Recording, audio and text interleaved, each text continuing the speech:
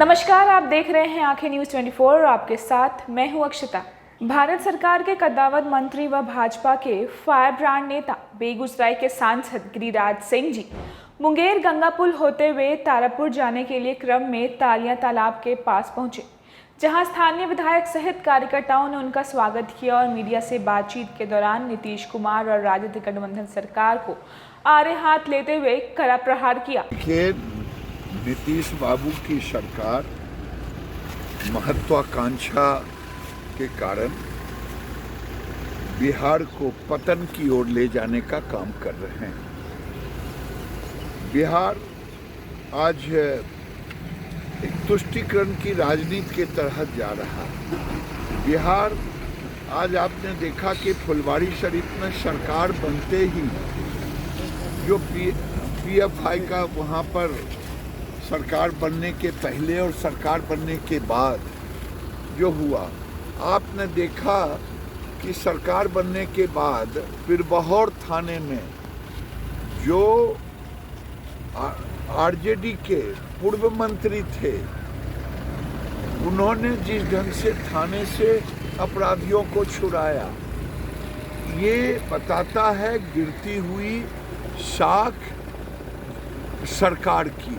आपने देखा कि इस सरकार के अंदर जिस ढंग से पूर्वांचल में 500 स्कूलों में मजहबी छुट्टी, शुक्रवार को छुट्टी, यानी सत्ता के लिए बिहार को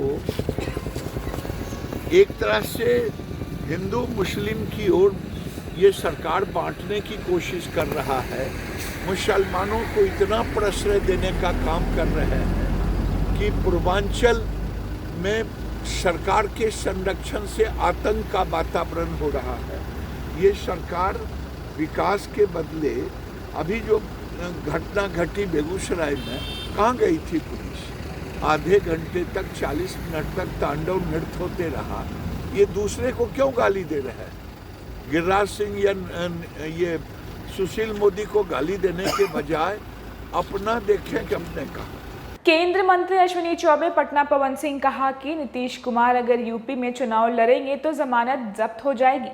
इतनी हिम्मत है तो विधानसभा का चुनाव लड़कर दिखाए। कब लोकसभा का चुनाव लड़ेंगे? लड़े, अब वो यूपी में चुनाव लड़ रहे हैं। यूपी में तो जमानत भी जब्त हो जाएगा। भले एक बार विधानसभा का चुनाव लड़के तो दिखा दे। तैयारी की बात कही जा रही है, कहा जा रहा है कि लोकसभा चुनाव में बहुत तैयारी है। अरे औने मुंह गिरेंगे, उनको मुंगेरी लाल का हसीन सपना दिन में आ रहा है। भले एक भी चुनाव 17 साल में लड़ा है,